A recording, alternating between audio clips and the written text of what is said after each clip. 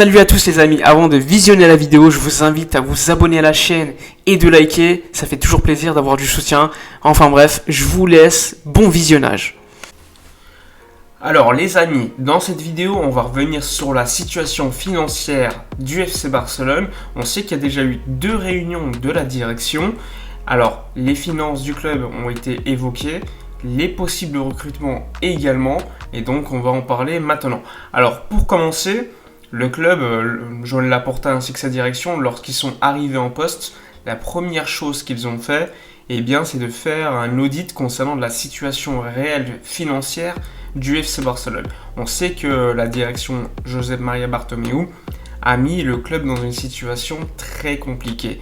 On sait que la crise du Covid-19 n'a pas aidé avec la fermeture du stade, donc moins de billetterie, moins d'argent de billetterie, la fermeture du musée, moins de ventes de maillots, tout ce qui est merchandising, etc. Et évidemment, sans oublier les sponsors qui payent beaucoup moins d'argent que ce qui était prévu à cause du Covid, puisqu'il y a moins d'exposition quant à leur marque. Alors maintenant qu'on a dit ça, l'année dernière, en octobre 2020, le Barça a publié un budget, comme d'habitude, sauf que le budget n'a pas été approuvé par l'Assemblée des Socios, contrairement à toutes les années précédentes, mais ça c'est à cause du Covid. Et donc dans ce budget, on apprenait que normalement, le Barça cette saison devrait perdre de l'argent, mais aux alentours de 150-160 millions, sachant que dans ce budget, ils avaient déjà prévu la vente du Barça Corporate. Aujourd'hui, c'est pas encore le cas. Alors aujourd'hui, l'audit a été effectué et il est terminé. La team Laporta, lors de la seconde réunion avec la direction, ils se sont rendus compte que le Barça cette saison perdrait aux alentours de 350 millions d'euros, ce qui est énormissime. On parle de manque à gagner et pas forcément de perte.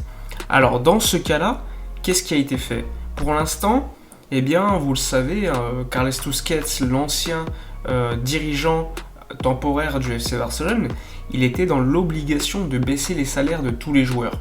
Ainsi, au mois de novembre, il y a eu une baisse de salaire de 127 millions d'euros. Et dans ce cas-là, il reste aux alentours de 250 millions d'euros à trouver. Ce qui est quand même énormissime. Carles Tusquets, à l'époque, parlait d'une perte aux alentours de 300 millions d'euros, mais qu'il était potentiellement possible de changer la situation du club d'ici la fin de la saison. Malheureusement, on a dû attendre jusqu'au mois de mars pour des élections et jusqu'au 1er avril pour que la direction actuelle connaisse bien les comptes. Alors la direction actuelle, notamment le CEO fraîchement choisi par Laporta, ils sont optimistes concernant la situation, même s'ils se sont rendus compte que les comptes sont en bien pire situation qu'ils ne l'étaient et que ce qu'ils pensaient.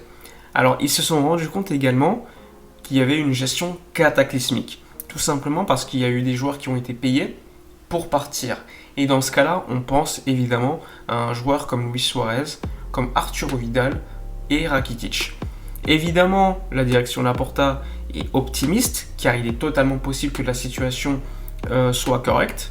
Et dans le cas où tout se passe comme il le prévoit, normalement les comptes du Barça devraient passer au vert d'ici la saison 2022-2023. Il prévoit donc la saison prochaine des pertes, mais des pertes bien amoindries par rapport à cette saison. La vente du Barça Corporate, par exemple, et la baisse, encore une fois, de nouveaux salaires, ça devrait encore continuer à permettre la diminution de toutes ces pertes. Alors, il est évidemment prévu d'ici le 30 juin, selon Carles Tusquets, l'obligation de vendre pour 30 millions d'euros.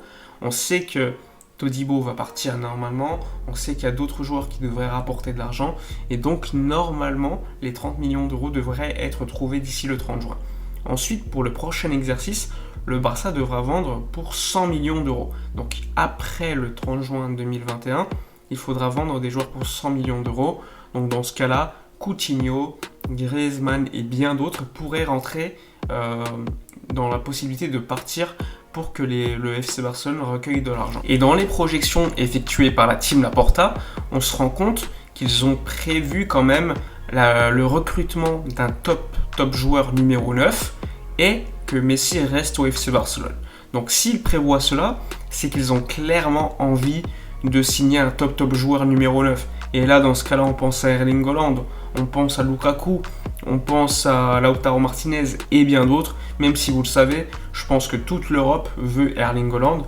Mais dans le cas où il ne viendra pas, eh bien, il faudra quand même signer un top numéro 9.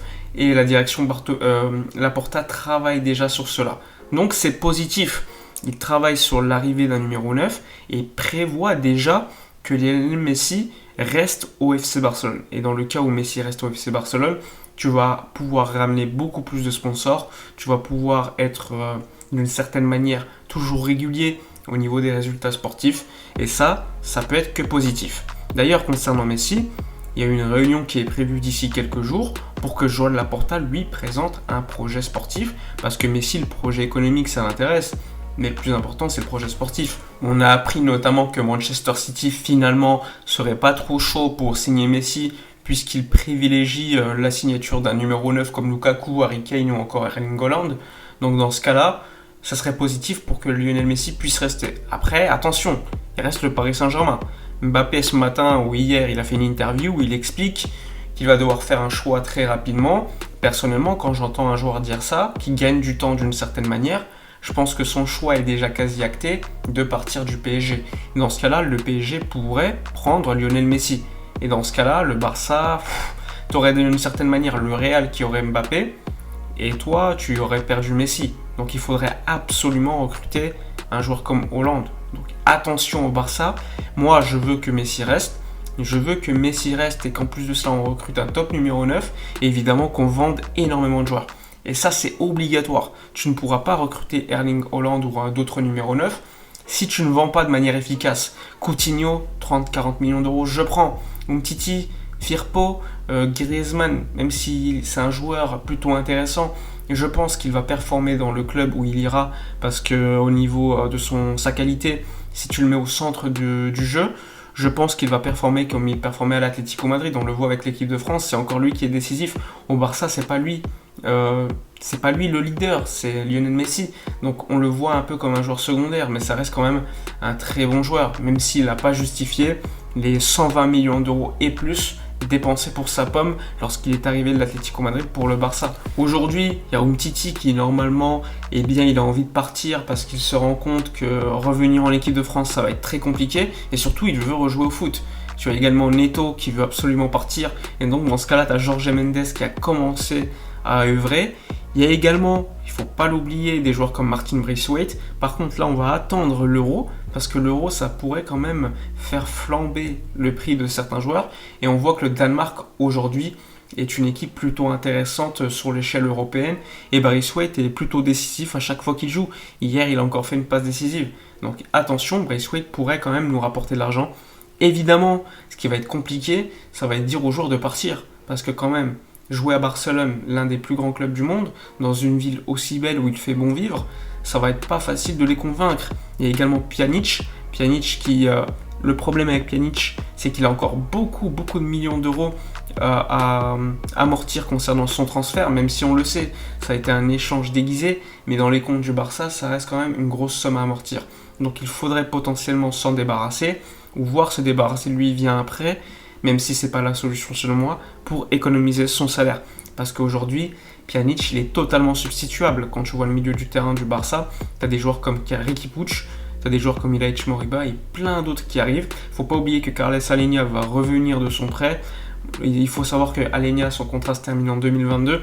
Donc soit tu le prolonges, soit tu le vends cet été. Je pense personnellement qu'il faudra le vendre, même si c'est un joueur de la Masia. Faut pas oublier qu'il y a tellement de milieux qui arrivent, de qualité en plus, qu'il faut parfois faire des choix. Et s'il faut gagner de l'argent, il faut vendre certains joueurs. Et je pense que Carles Alenia rentre dans cette case. N'oubliez pas, comme d'habitude, de donner vos avis dans les commentaires. J'espère que cette vidéo vous aura plu. N'oubliez pas de liker, commenter, partager. Abonnez-vous, c'est très important. Moi, je vous dis à la prochaine. Et d'ici là, comme d'habitude, portez-vous bien.